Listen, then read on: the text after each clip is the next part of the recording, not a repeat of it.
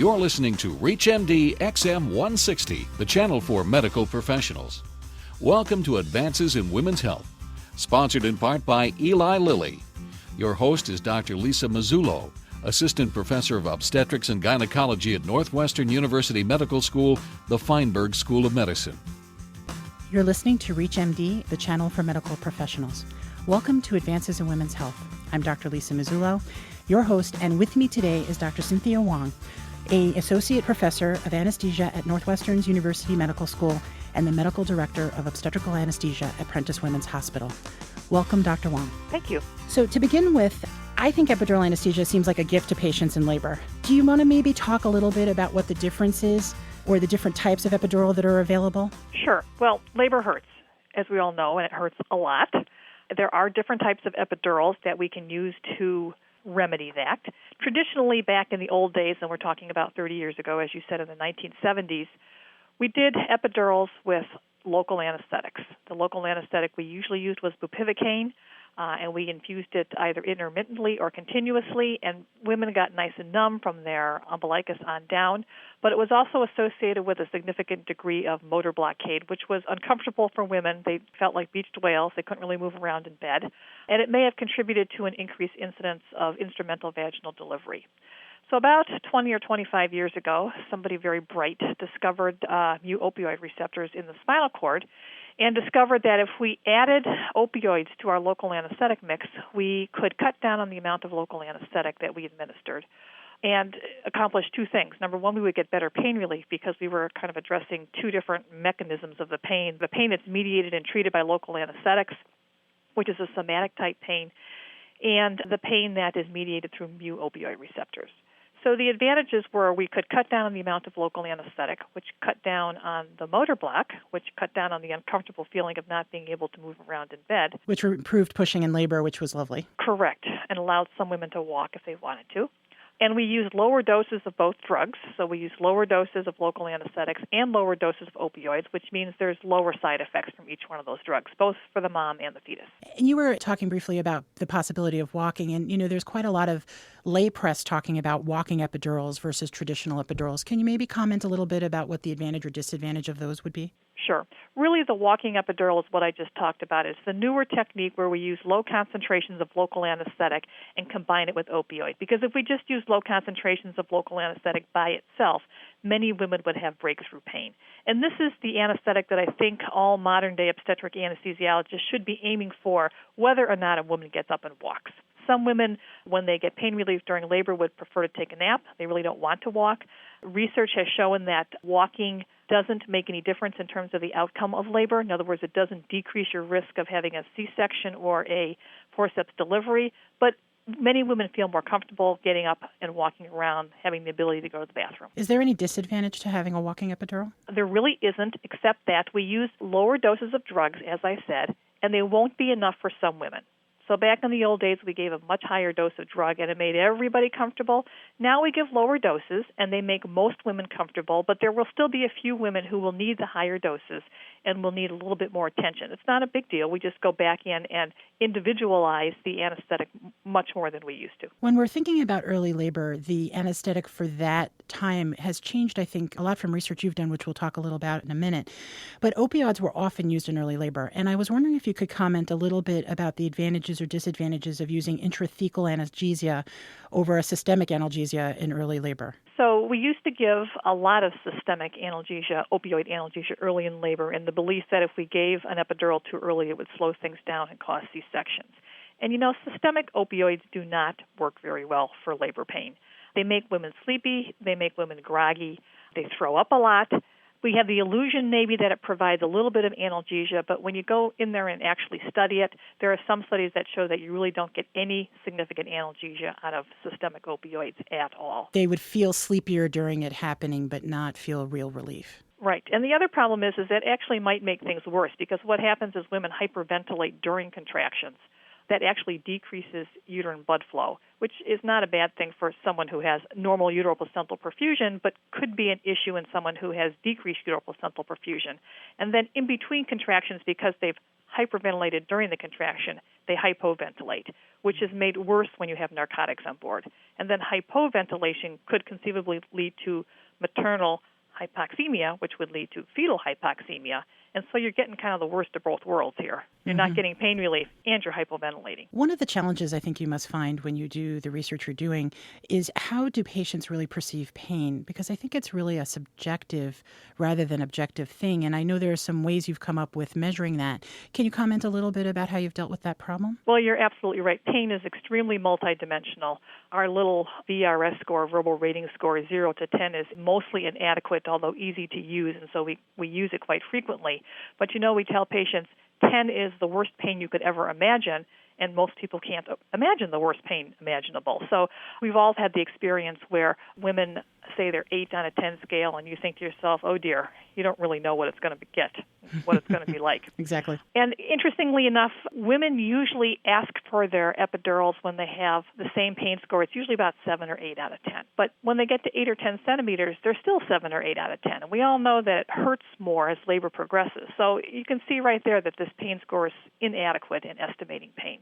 There's been a few studies that have been done, too. There was the interesting study that came out of Israel a couple of years ago.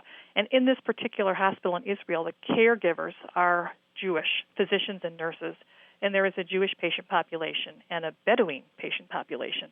And what they had the care providers do was assess the pain that the women were feeling in labor, and then they asked the women how much pain they were feeling in labor. And interestingly enough, the caregivers thought that the Jewish women hurt a lot more than the Bedouin women hurt during labor. Their pain scores were much higher. But if you ask the women, they perceived that they were feeling the same amount of pain.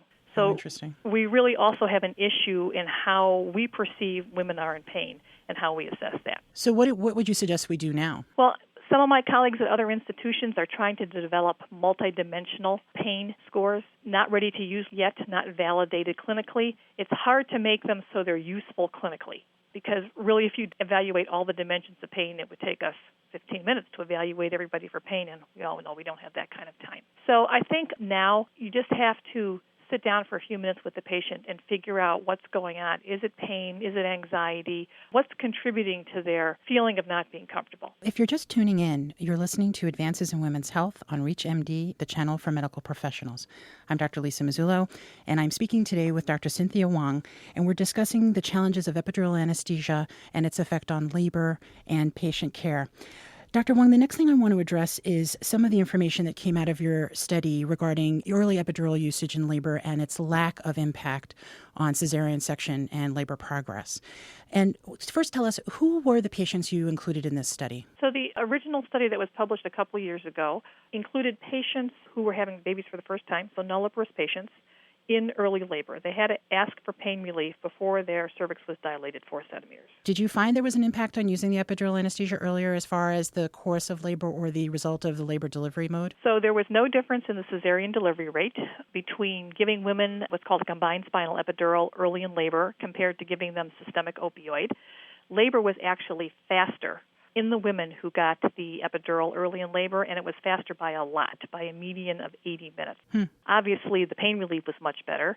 The incidence of nausea and vomiting was much lower in the group that got the neuraxial analgesia early in labor. And the 1-minute APGAR scores for the babies were higher in the women who got the neuraxial analgesia compared to the systemic opioid analgesia, which I found interesting since the opioid was early in labor. For most women, that was a good 4 or 5 hours before delivery, but we still seem to have an opioid effect on the neonate at delivery. Was there anything else that had an impact? Did the use of Pitocin make any difference in which group had better labor progress? Well, at our institution, as you know, most women get Pitocin during labor. That's just the way my obstetric colleagues practice. But interestingly enough, the women who were randomized to the systemic opioid group got more oxytocin. So their labors were slower, despite the fact that they had more oxytocin. In these nulligravid patients, obviously labor is typically a fairly long period of time to begin with.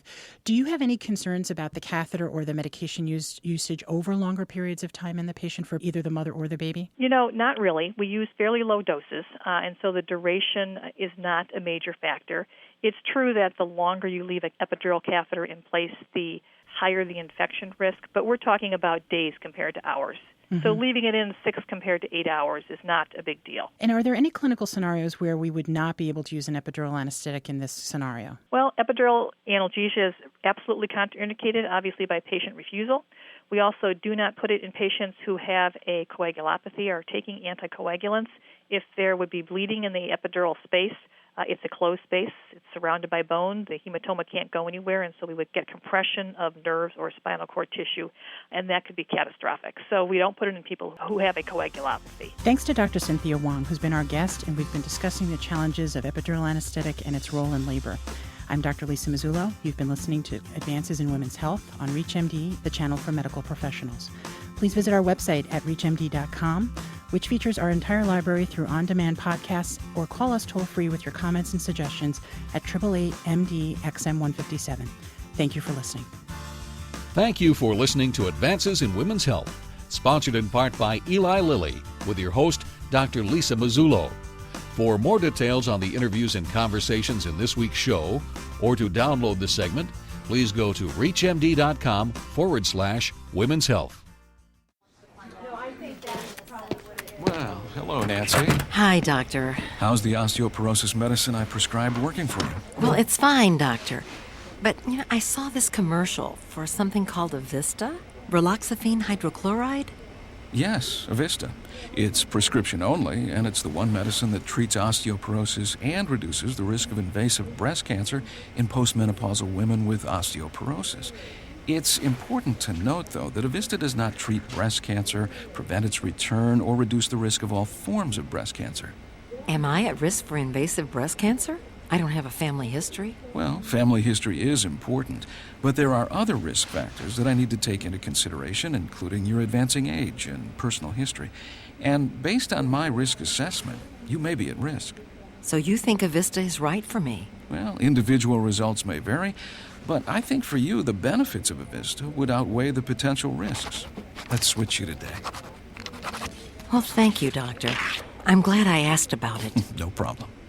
Avista increases the risk of blood clots and should not be used by women who have or have had blood clots in the legs, lungs, or eyes. Avista may increase the risk of dying from stroke in women at high risk for heart disease or stroke. Talk to your doctor about all your medical conditions. Seek care immediately if you have leg pain or warmth, swelling of the legs, hands, or feet, chest pain, shortness of breath, or a sudden vision change. Do not use Avista if you are pregnant, nursing, or may become pregnant, as it may cause fetal harm. Women with liver or kidney disease should use Avista with caution. Avista should not be taken with estrogens. Side effects may include hot flashes, leg cramps, and swelling. For more information about Avista, contact your Lilly sales representative, visit www.avista.com, see our ad in Good Housekeeping, or call 1-888-44-AVISTA.